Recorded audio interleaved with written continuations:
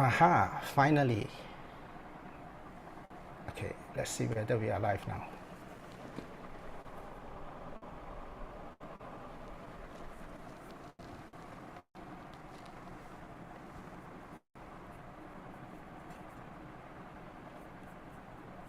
Okay, I think we are live in YouTube. Okay, let's go to Facebook and see whether we are live there. Okay, YouTube seems okay, so let's go to Facebook and see. Okay, I apologize for the technical issues.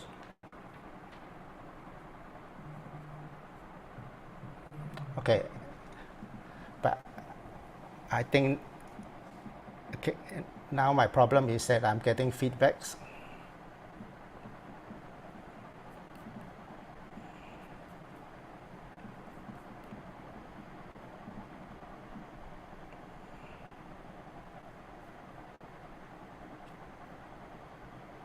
Okay, I think I'm sorted. I'm still getting feedback. Okay, I think I got to close. Can you hold on?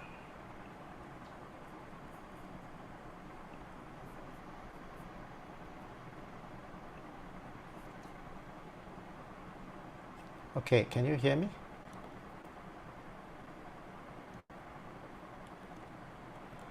Okay, we have to live with this. I basically shut down the audio in my Facebook and my YouTube. So I'm just relying on my real life voice, okay, to monitor and track how I'm doing. Okay, anyway, thank you for coming to Old Human School. I appreciate very much that you care to join us. Okay, I don't know how many of you are on Facebook right now, how many of you are on YouTube right now, because I literally have to shut that two platform down from my browser because I'm getting feedback. So I'm just going to talk to the screen. Okay. Anyway, a lot of people ask me about why I started Old Human School, and I just want to share my 3 reasons. Okay, I had the time to work out what the 3 reasons is before I came live. I had 15 minutes before, to talk to the blank screen. So let me just repeat what I shared. Well, the first reason is, I literally had a dream, as I shared in an earlier video, of God speaking to a leader that I admire very much, and he shared with me that I am to start a school, and the name of the school is to be called Human, Human. Well, that was many years ago, so of course that time never thought that it could be possible to start a physical school. I mean, the cost and I know the school will not be based locally, but in the overseas communities and the people that I work with. So it's going to be tough. So when the opportunity came, after COVID, after the pandemic, and I had to think about, okay, what's next for me. I thought of starting this YouTube channel online, and I call it Old Human School, because my social enterprise, my business is called My Old Things, so old. So this is Old Human School. So basically, that's how one of the first reason why I started this channel. And the second reason is also because at the same time that I started this, I had a boy that I work with here in Malaysia. He's a refugee from Myanmar. He's a Rohingya refugee, and he shared with me the struggles that he's facing in his family, some financial difficulties, and that he needed to look for a part-time job. So of course I asked around, I asked my friends who's looking for someone to help them in the company, and because he doesn't have a lot of skills that my friends companies need, So I thought, okay, why not, since I'm doing this, right, to give him a chance to try out doing videography. So it's something that he can learn, and I think it would be a useful skill for him in the future as well.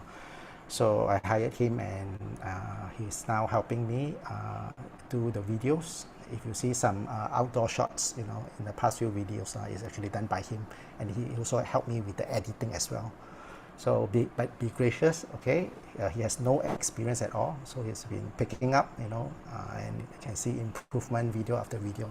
So yeah, we wish him all the best. That's the second reason.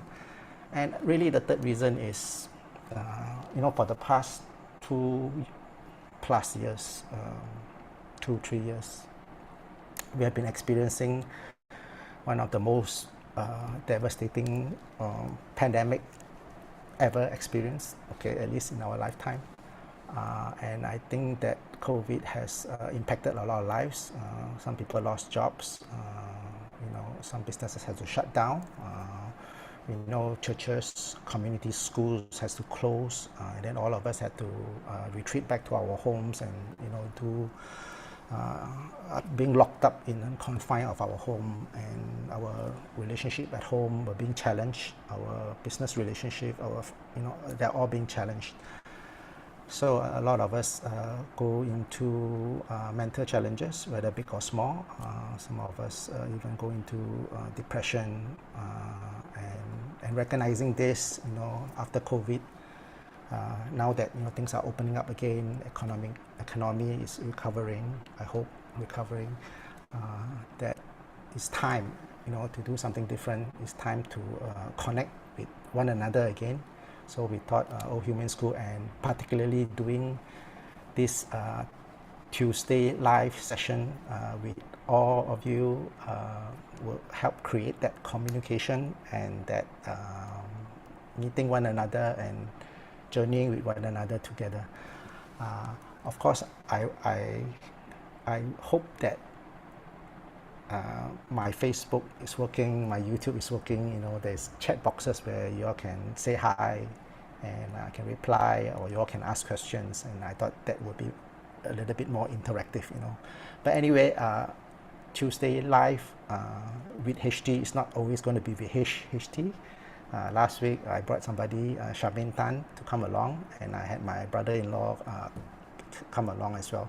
So it's wisdom that we hear from God and we share it to one another. So I hope sessions like this will be beneficial to you. After a Tuesday dinner, sit back. We can sit back and just enjoy the time together. Anyway, just a reflection of the week. I'm always surprised how God has pushed forward technology after COVID, how humanity has come together and has worked out solutions to solve the limitation that we are being posed with. And one of them is technology. I know that Zoom is amazing technology. We've been using Zoom throughout the pandemic, really to give us that lifeline to connect with people, to meet people.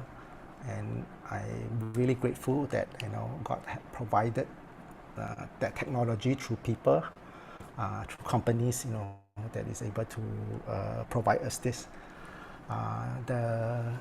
The thought of right now, just on a Tuesday night, sitting here, talking to all of you, you never thought that it is possible, many years ago, but now it is happening. And I've always been very active on social media for this reason, because I believe, God gives us a tool to reach out, to socialize, to impact people. Why not use it, right? So I've been really very active in social media from the very beginning. So, but prior to this, I have always been writing. I feel that I'm more a writer. I cannot write well also, okay, but I can write better than I can speak. I always feel that I'm always nervous when I'm speaking.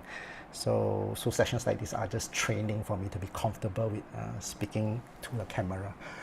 Okay, I remember I think a few days ago I posted a post on my Facebook, and I think I have it here. Okay, yeah, it's a picture of King Charles the Third. Of course, he became king, and so I posted a picture of him, and then I wrote, I wrote something that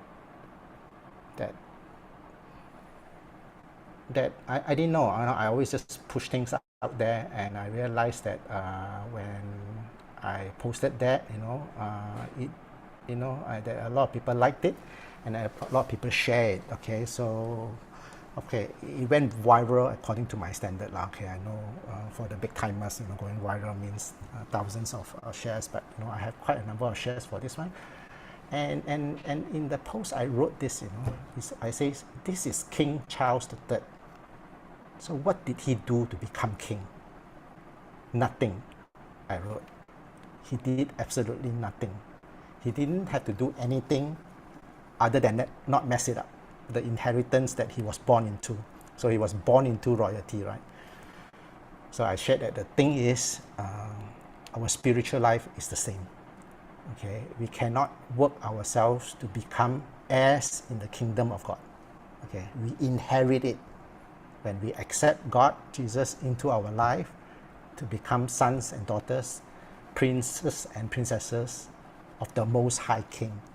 So we inherited royalty through Christ who died for us. So I thought that post is kind of a good reminder for all of us that we are connected to a living king, and because we are connected to a living king, right, our inheritance and our bloodline is that of royalty. So we are prince and princesses. Okay, so we can have the mentality of a king because of that. So I think this week is a week that I reflect upon, how is our mindset? Do we still come from that slavery mindset? That mindset that says that, we are lacking, we are in need, and that we have so many things that we do not have, and that mentality of always striving?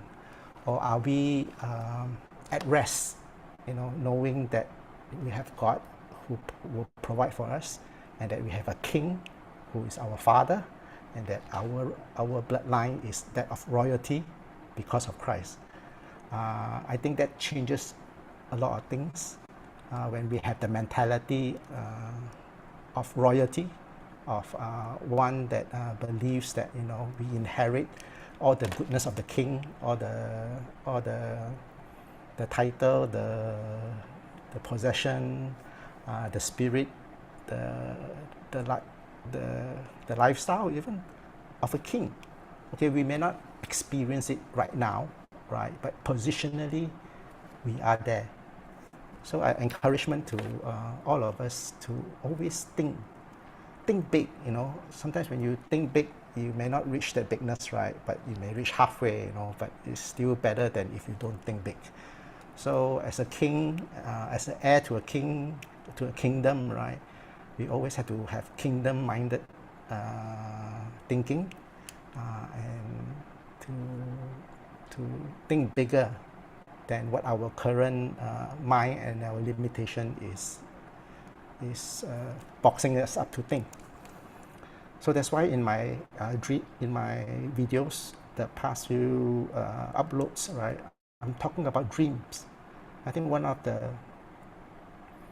most important capability that God has given to us is the ability to, with our mind, right, visualize the future, to plan for the future. Okay, human beings have it, okay, but it's not existent in the animal kingdom, in the insect kingdom. Okay, only human beings have this ability to plan for the future, to envision what our future can be like. So as to a kingdom, as sons and daughters of Most High God, I encourage you to think big, to dream, I also have in some videos that, okay, if you can't think big, have smaller dreams, okay, but you cannot not dream. You always need to use this faculty, this tool that God has given to us, right, to always progress, always push forward, always know that, as human beings, right, we are meant for progress. We are meant for envisioning who we can be, what we can do, and just moving forward to get there. So I'm in this process. Doing what I'm doing right now is something new to me, and I'm pushing the boundary myself as well, to dream what I can do, here on. So that's the thing to leave behind for you. Remember the picture of Prince Charles III, so you can be Prince Hong Taek the First, okay, or Princess Madeline the First, okay, or second or third, I don't know. So yeah, just do that. Second thing I want to talk about is about a book that I bought. Okay, I'm a reader, so I like to go to bookshops, and I like to go to libraries and take out books. My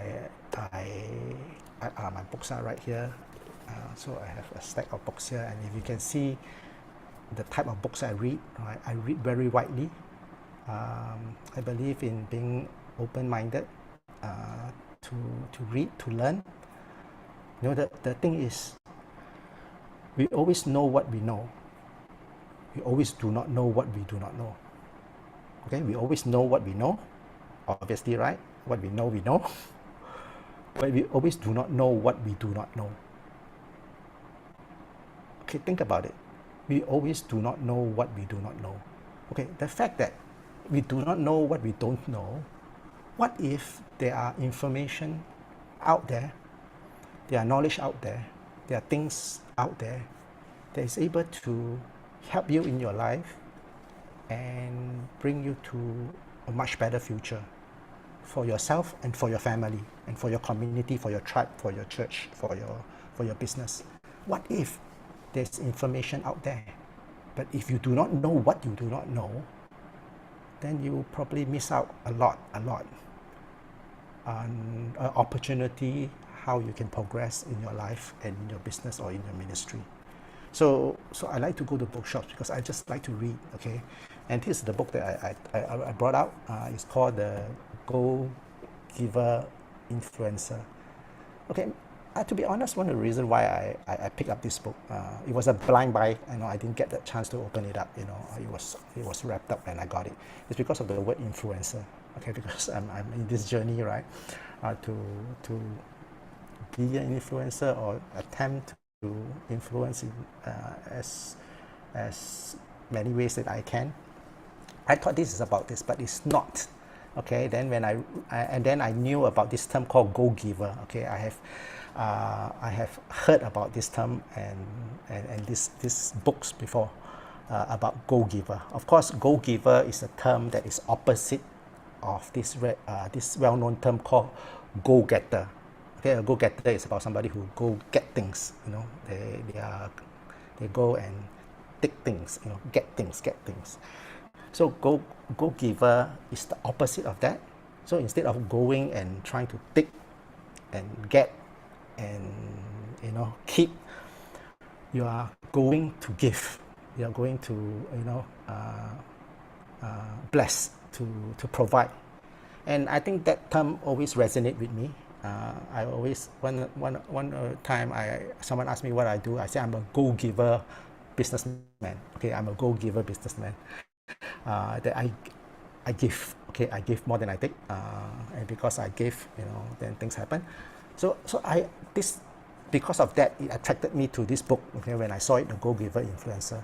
But then when I brought it home and I started to read it, I realized that this is a sequel to another book called The Go Giver. Okay, so this is actually the second book. And The Go Giver, is that book that made this Go Giver term famous. So I wish that I have got that book instead of this one. Anyway, I read it and it's very interesting. I I like it very much because it is a book that is written through a parable. That means it's a fiction story of two persons who's in a business setting and they just couldn't get the deal going, and then they met through a coach and a judge or somebody that seems to be mentoring both of them at the same time to arrive at some principles of how through giving, through generous giving, right, you can actually achieve your goal of getting what you want. So I think this is a very easy book to read. So I encourage you to read. This is an easy book to read because it's just a parable and it's just a very short story about the situation, and it communicates the point that we need to learn. Okay, maybe should I tell you and summarize to you all the points? Okay, spoiler, okay, so I hope you don't mind. Okay, the 5 secrets of genuine influence. Okay, number 1 is to breathe, to master your emotion. So it's asking us to be calm. Okay, every time learn to breathe in, breathe out, breathe in, breathe out, and to master our emotions. Because if we don't get our breathing right, everything goes wrong. If our breathing is not right, we are angry. When our breathing is not right, we are upset. Okay, when our breathing is not right, we are triggered. If our breathing is not right, something other than calm, happens in our emotion. So we need to master our emotion. So second thing, after you're calm, is to listen, okay, and to step into another person's shoe. So learn to listen. So the third thing is to smile. So it says here, smile sets the frame. So whenever you go into a meeting or you go into a situation, if you're not smiling, right, you are not setting the frame, so someone else will set the frame. So a smile just gives you the control that you are setting the frame of the meeting to be one that is friendly and that is collaborative, okay, rather than one that goes into a contention or a tension. So the fourth point is to be gracious, to learn to communicate with tact and empathy. And the last point is to trust. Trust over there talks about letting go of having to be right. Okay, I have to say that I haven't finished reading this, so the last 2 points I don't quite understand what it's talking about. Yeah, read. I like reading this because as I'm reading this, I'm personally in a situation whereby I needed the wisdom of what is in this book. Sometimes we think that, okay, wow, we know it all, but it's not true. When the situation comes that we are in certain challenge, you will find that you will forget all these principles, and it's through reading that it reminds you of important things that you can really use in your life that can propel you forward. So I encourage you, if you are a leader or you are a manager, you are a parent, you are a pastor, you are maybe you're not even a leader, okay, but wherever you are influenced to read, right? And read and kick yourself out of the habit of thinking old things for new problems that you're facing, okay, when you're pursuing your dream. So yeah, this is a book I read. I look forward to finishing it. So I just share with you. Now there's another book I remember reading many years ago. It's also a parable that I like very much. It's called Who Moved My Cheese? Okay, it's a parable about some rats. Okay, very fun book. Okay, Who Moved My Cheese by Spencer Johnson, I think. So easy book to read. If you are not a reader, you want a first book to read, right? Read that book, Who Moved My Cheese. It's talking about I can't remember what it's about. Who Moved My Cheese is about not complaining in situations and how to change. So to be in a habit of always changing. So I remember reading that, and that has a significant impact in my life. Okay, of course I also read the Bible. Bible is my favorite book. I read it constantly because that's the source of life. So yeah, these are some of the books that you can start reading if you have not been reading. So that's the second thing. Okay, and then the third thing, okay, I always try to just keep it short, right? So I want to just share three things. And I think the last thing I want to share is, just to share with everyone, my journey as a dreamer has always been God inspired and God led. Okay, I was an IT professional until God called me to join the church. So I joined the church and I started 12 years pastoring the children's ministry. At one time I also became the family pastor. And then God led me to do some work with orphans overseas. And then as I step out, the work got bigger and bigger and bigger until a point that, God asked me to step out from the church and to start a social business to fund the work that is needed, to work with orphans and now refugees all over Asia. Okay, we have 5 locations. I just want to share with you that because I think it's in line with the book about giving, right? About putting ourselves in other people's shoes and to be always in a position of giving to the relationship, giving to the deal. I started my business as somebody who has no business experience, and I remember someone told me that, Hong Teck, are you sure you want to do this? You are not the type that take money, you're not the type that can profit, in business. You're the type that gives, so you may end up, giving all your money away and you won't succeed in your business. But God is good as I have that mentality of giving, so I give more to my clients, I give more to the people I serve. People know me, so people always come back to me for more business, to give me bigger deals, and at the end of 9 months, right, I can say that I have enough. Okay, the money helped me, and God, of course, in another way, another channel, helped me multiply the money. So right now I can be financially free, to have time freedom, to have finance freedom, to do this work in SongKids. So I'm very, very grateful. So I want to share about this work in SongKids because we are at the stage of really expanding the work, and we really need a lot of mentors. So one of the joys of my week, okay, as a go-giver entrepreneur, is to spend time with in nurture groups, in Zoom digital nurture groups, with these orphans and with these refugees. It gives me great joy to just spend time with them, mentor them.